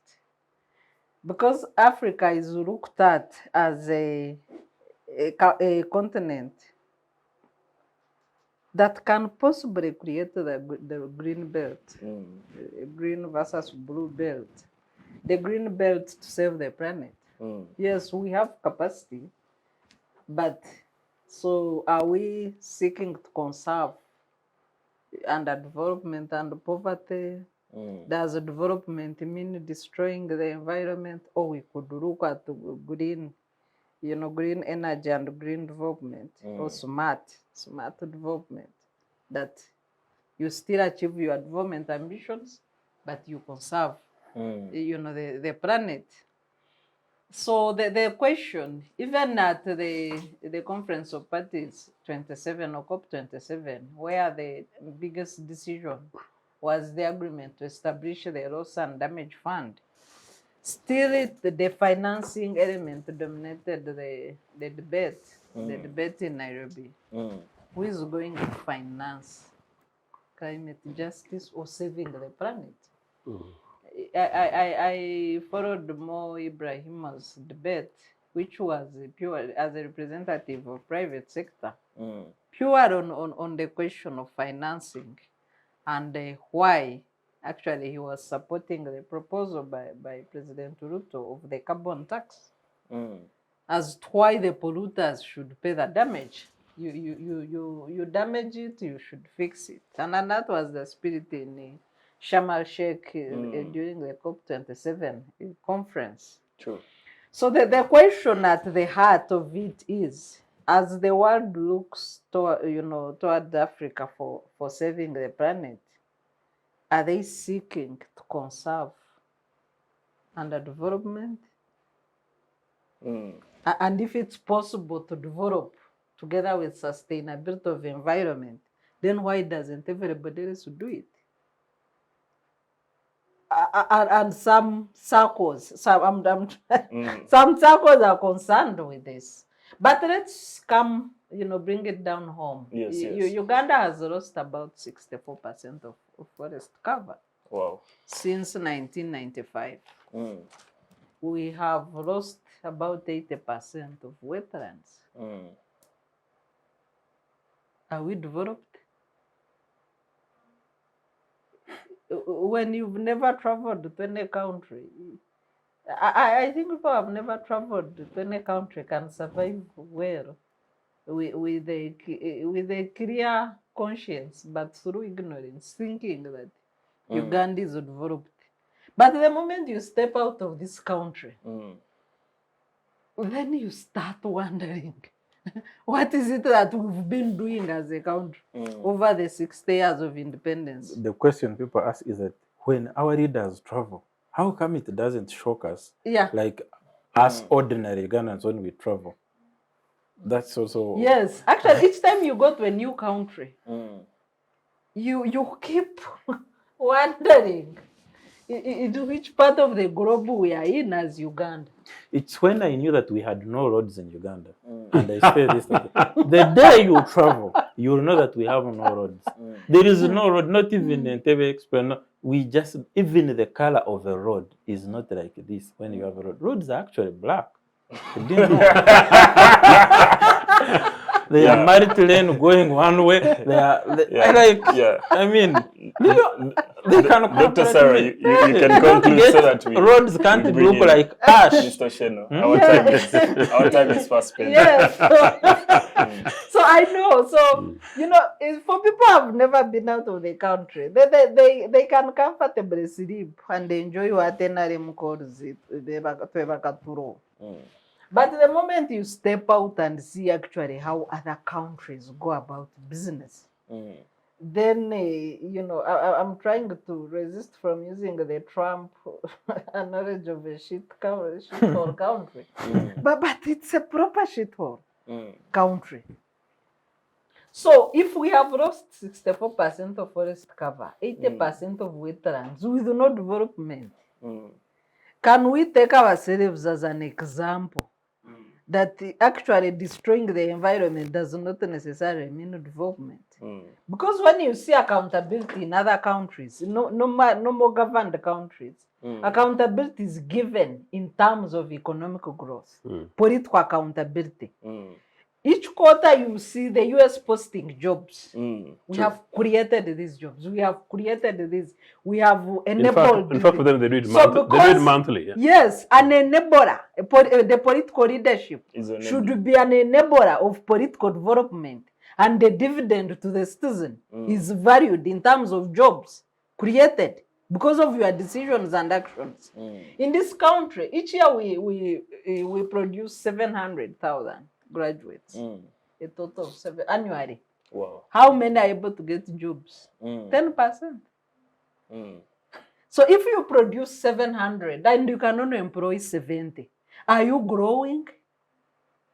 And at what pace? If you cannot grow at the same pace with your population. So we need to start that culture of political accountability in measurable terms, not just slogans and in the speech. It's a speech for 2 hours on TVs. Yeah. No. And that should be in all areas, including in nature governance. And I have to keep coming in. I want people to know that the climate can be a source of employment.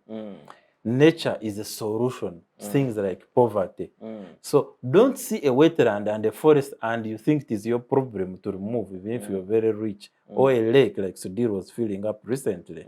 Yeah, we need to see nature as an ally. Because, and Nema allowed him. Yeah, Nema gave them some license. Then when we talked about, they said they had inspected that he had not fulfilled some of the conditions. They managed us, and we are a fast-moving group. I would like to bring in. Yes, so as I conclude, maybe building on that given what is happening in the developed world, even with the means they have, for example, the wildfires, it shows that if Africa experienced such, you can have a whole country burning down because we do not have a means to airlift, a means to rescue, to put out such wildfires. So that's why the issue of vulnerability comes in. And what do we need to do? We need to look at smart agriculture options that preserve the environment. We need to look at smart, the energy sources that preserve the environment and all the decisions as were adopted in the Nairobi Declaration. But on top of this is the question of finance that then should be answered. But I think Africa can mitigate that through skills development because we do not have the money and we are at the mercy of the global financials when we are talking on it. Thank you very much, Dr. Sarah, for that informative, but also those recommendations. I'd like to bring you in the light of the Africa Climate Summit. As we conclude, I would like you to draw a nexus between, I know they've hinted at it, but a nexus between environment, climate change, and politics and governance, especially within the context of Uganda. I was just thinking as my two colleagues were talking, and I just want to link something personal. Yes, please. And I'm sure it will qualify that I have lost this week a godson of mine in London. This godson of mine was supposed to be going to university this week and died early in the week. But as I was speaking to the parents last night, the death has gone to what they call a coroner. I was telling Andrew Mwenda Shaw when I first returned from exile that in the event that we formed the next UPC government, every death in this country and every birth must be certified. And for the certification of death is linked to some of what we're trying to talk about and include responsibility of institutions. And so what is going on is because this young man had been attended to by emergency services in the morning and they recommended basically antibiotics and went away, and 6 hours later he was dead. It normally goes beyond police, so it goes with the court of coroners. So the death is substantially investigated. And part of the issue is why and how did the emergency services miss and what did they? And unless and until that is resolved, the coroners will not release the body. Now, those are governments and systems that work. In the Andrew Menda show, one of the things was a friend of mine, whom I had first met in Uganda, whom I had first met actually during a Commonwealth conference in London, rang me to say that, Joseph, the way you were talking about Kampala, the slummy part of Kampala, not the Kampala I left, ironically. You were saying that people might think that you're being, you're being pushy, poshy, you're abusing our Kampala. And I said, no. I was talking about telling Andrew Menda, I was reminding Ugandans that industrial area was a designed and designated industrial area, and for industry is not what it was. And below the window of the studios is a rail, which is now a slum. And, and I went on and on and on. But also linked with that, Sarah, I had a lady friend who visited me in London. And I took her for a meal to Canary Wharf. I've told these programs. And it was deliberate, saying that, see what these guys do with derelict land, which was poison and whatever. They turned it around and translated into now this mega new mini city within a city. And that was actually Thatcher. Conservatives don't do much, don't do very well on some of these things. And they did, environmentally. Derelict land, poisoned land, they treated it, turned it around to where now the biggest financial district in London is. And actually an extension of part of what constituted my University of East London University, where now have to travel across a train, light train going. Linked to this, where we are, Sarah's given the statistics. On my way here, a family member counseled me that, when you're coming back, when you stand at our home, you'll be able to see Mawundo, the next village, what are you trying to say? Because all the forests and all those other places have gone. So a relative was telling me. And said, you might get lost in areas A, B, C, D.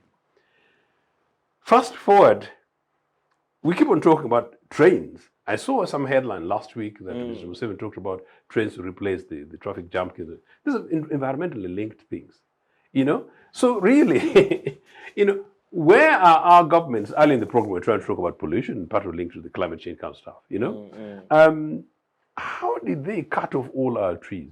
And to do what? Charcoal. I talked about the new massacre in the north, about the charcoal business in Acholi land.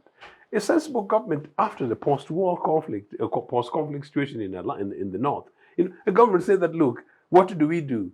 I'm saying, where is our old Minister of Planning and Economic Development? And these things are not new. You the young generation guys, your grandfather equivalents thought about because they had government and thought about these things and planned. So there's nothing about even whatever was happening in Nairobi, which possibly some of our early independence leaders did not have. And I think when Eron was talking about these things, when I talked about Uganda, something that I remembered, which is very interesting, and it's a bit of a deviation, I know we have to conclude. So I thought, part of the challenge we have with these NRA guys, you realize that actually, away from Museveni, because it came to my mind, and beyond the Rugundas, that all of a sudden, the new crop of NRAs are basically choir masters who are experts at chasing money.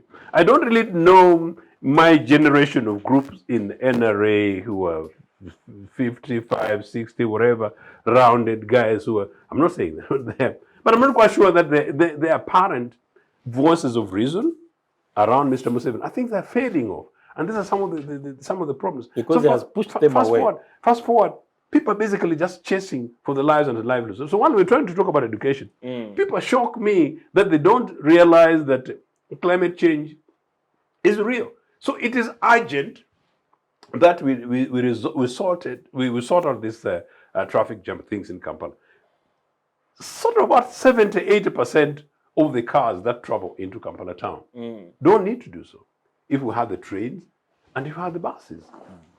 80% of them, and I've said, I rarely would want to drive into Kampala because I don't into land because I like to read.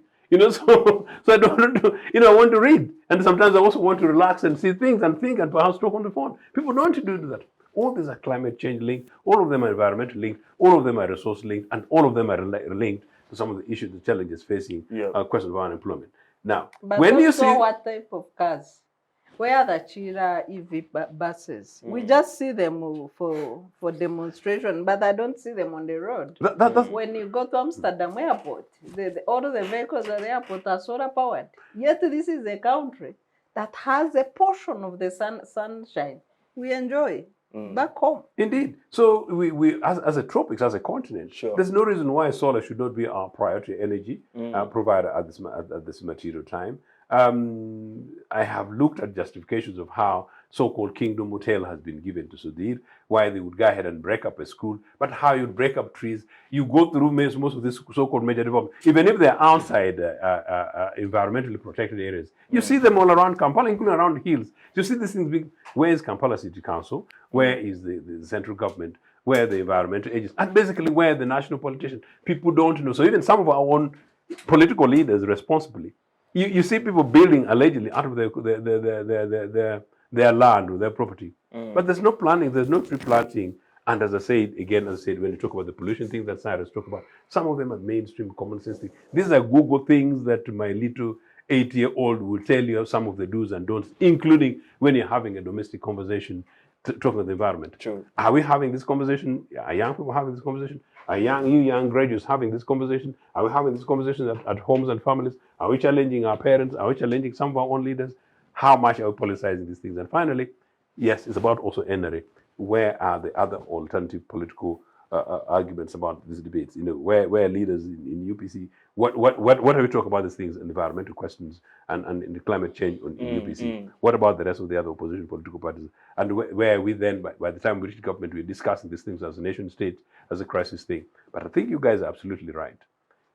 Just cross over to Rwanda. The other day, just cross over to Kenya. You just cross across the border, and then you realize, how lost we are. Yeah. Final thing. Yes, please. A decent young student the other day cuts off some of these things. I think actually, Sarah, cuts off some of the civic spaces and our national students debating programs. There's one young person I got through one of these young students organizations at the Katiso for CCG, and she got in touch with me and continued as part of my mentee. This young lady has recently traveled abroad, traveled to the United States, and she came back over after 6 months, a 6 weeks program. Do you know what? She said that, Mr. Ochieno, when I landed at Entebbe, I felt the world had gone back. Yeah, you can be traumatized. And it was extraordinary. The good news is this young student, she's actually a 4th year student, is so energetic, so resolved, so much committed within her university. She's even saying she's wanting to begin to push some of these debates around climate change, but also question of political leadership and really gender mainstreaming. I think these debates need to be able to take place. Yes, we need to see what's happening in other countries. But like Eron said very quickly, this is not also all about ourselves. What about our leaders who go out? I also believe that our leaders aside, I talked about our political elites, Sarah. I don't think some of our own political elites are doing enough looking at whatever we experience ourselves. Because not only our political leaders who go, including Olaa, you came from Germany. Did you come back and tell them about the Trumps? No. Final point. In Norway, Sarah, I told this program, Norway right now, public transport, I think as of July or September, as of July, public transport is now free.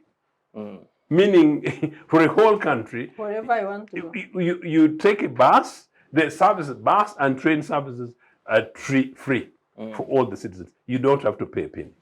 Now, those are people who are moving through climate change. Thank you very much, my dear panelists, for your insights throughout the discussion. To our dear citizens, has been another rich discussion. I personally have learned a lot, and it has been a great pleasure listening around the topics that we have discussed. We have covered issues around terrorism. We have discussed issues around the tour of the National Unity Platform, and our shock that it is a shock that, that they are not being beaten.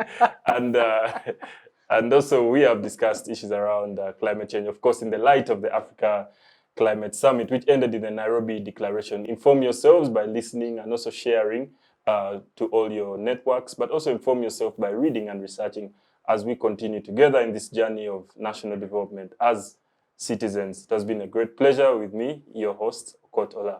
Thank you. Till next time.